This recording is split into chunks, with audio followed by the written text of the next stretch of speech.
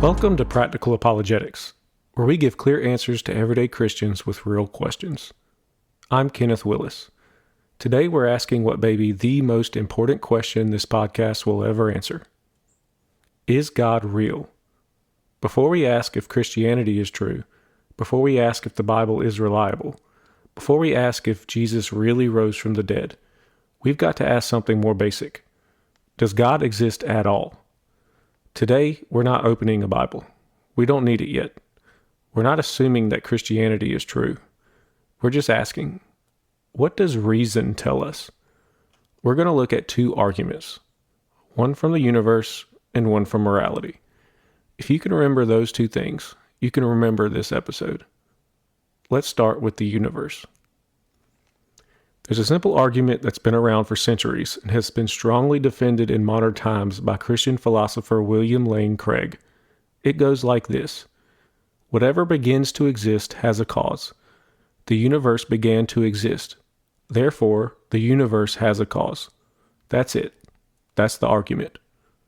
Now let's walk through it slowly.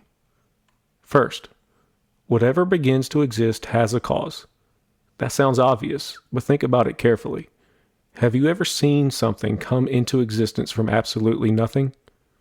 Not rearranged matter, not recycled energy. Nothing. No space, no time, no matter, no laws of physics. If someone told you a fully built truck appeared in their driveway out of nowhere, no materials, no manufacturer, no cause, you wouldn't call that science. You'd call that irrational. We instinctively know this. Nothing doesn't do anything. Out of nothing, nothing comes. Science depends on that assumption. Everyday reasoning depends on that assumption. If things could just pop into existence uncaused, you couldn't trust cause and effect. And if you can't trust cause and effect, you can't trust science. So the first premise isn't controversial.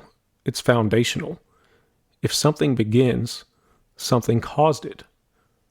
Now, step 2. The universe began to exist. For a long time, some thought the universe might be eternal, but modern cosmology changed that discussion. The universe is expanding. Galaxies are moving away from each other. If you rewind that expansion backward, you don't get an infinite past. You get a beginning. This is what scientists call the Big Bang. And this isn't just a Christian talking point. Even many secular sciences agree that the universe is not eternal. Philosophically, an infinite past also creates serious problems. If the past were actually infinite, we would never arrive at today. You can't complete an infinite sequence one step at a time. Imagine trying to count down from infinity to zero. You'd never get there because infinity has no beginning and no end.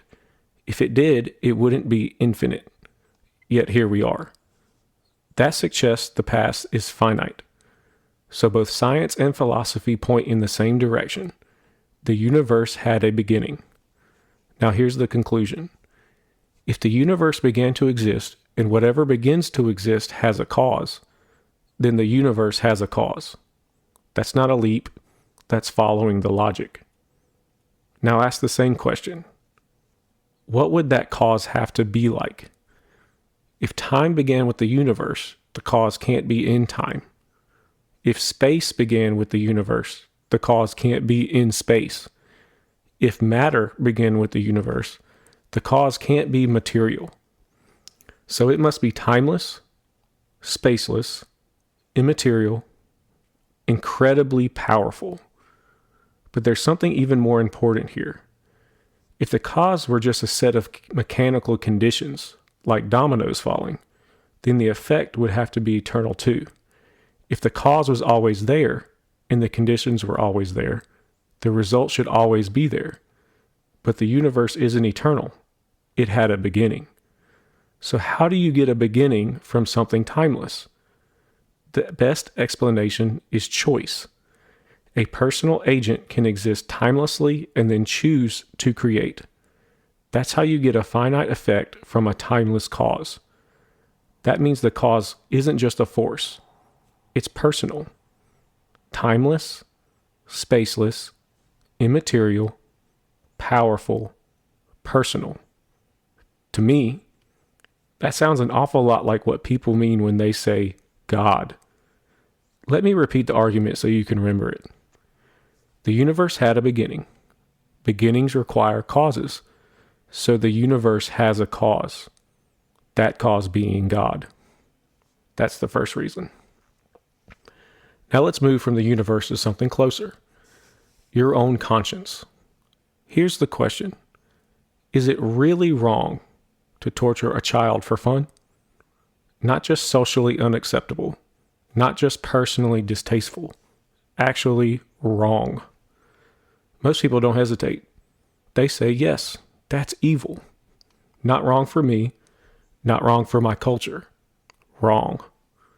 That brings us to the moral argument.